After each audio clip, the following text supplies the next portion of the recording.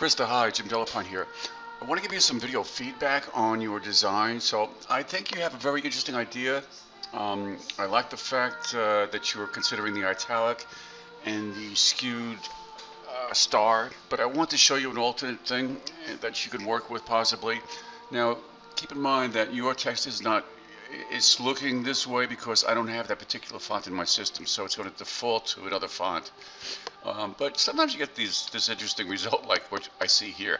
So in any event, I just wanted to show you how you can work with this and different methods since you're new to Illustrator. So what I'm going to do is go to the star tool, and I'm going to do this. I'm going to create a star. Right, so I'm going to click and drag, and I'm going to hold down Shift to constrain it. And if I hold down Shift and Alt at the same time, it becomes more of a traditional star. Okay, so I'm going to get that, and now I'll simply drag this down here. And now I'm going to increase the point size. We'll get it a little thicker, so there we go, pretty thick. All right, so now keep in mind also, since I have you here, I'm going to go to Windows Stroke, and in the stroke panel, let me drag it out here. In the stroke panel, if you click on this drop-down menu here, you can select Show Options, and you can round off these corners so they're not as pointy by clicking on the middle icon here. So that's something to consider. Okay. If you also have a straight, let me go to the pen tool here, and I'm going to click and create a straight line, and let me just go here. Let me make this thick, and let me just get this up just so I can show you here.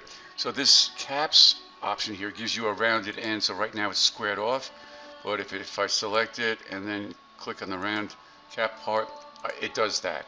Okay, so just so you know. All right, so let me just go back here and give myself back that pointy edge. And now what I'll do is this. I will, there's several things I could do, but what I'm going to do is skew this so it's more italicized. So I'm going to go to Object, Transform, and actually Shear. So the Shear option will allow me to change the angle of this to match italicized text or whatever. And actually I think that All Stars is what should be italicized and not sporting goods. Okay. So, but if you work with the shear angle and make sure that the preview is checked, you could shear that. You probably don't want to go more than, I don't know, maybe 10 degrees. I can type it in, but you kind of want to see if you can match that to the All-Stars text and maybe somehow fit it in there. So now you have these lines in between here. This is a nice treatment. Let me just hit OK to this. This is a nice treatment for that. Gives you the feeling of motion, etc. So to do that with this, let me show you an alternate way of doing that. So let me just select this background stuff here and lock it. Control-2 will lock a selected item. Okay. So I'm going to go to my rectangle tool. All right, and I'm going to click and drag to create a rectangle. All right, so I'm going to make it like this thick.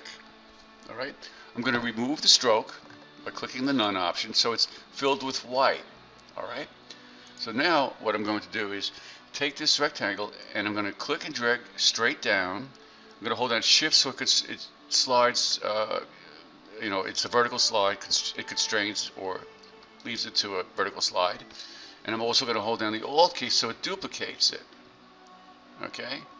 I actually should have done that first. Let me undo that. So click, start dragging, hold down Shift and Alt, and notice the double arrowhead that tells me that it's duplicating. All right, what happened here?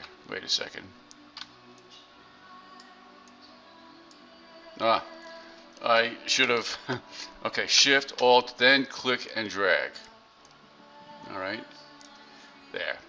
Now I'm going to do what's called transform again. If I hit Control D, it will duplicate that movement and that object. All right, so now we have 3. So it doesn't exactly line up how I like. So let me just move this up a little bit and move this up a little bit. All right, so now what I'll do is I will select all 3. All right, and I'm going to go to my Pathfinder option here. All right, so with Pathfinder, I mean, I happen to know this, at least I believe it will be the shape mode. So if I click on, now let me stop here and say this. Let me go into outline mode, so Control Y. So that's what it looks like an outline mode. All right, so now what I'm going to do is take this and I'm going to click on this option right here. So it'll intersect. Oops, that's not the one. Was it this one? That's not the one I wanted either. Let me just do that.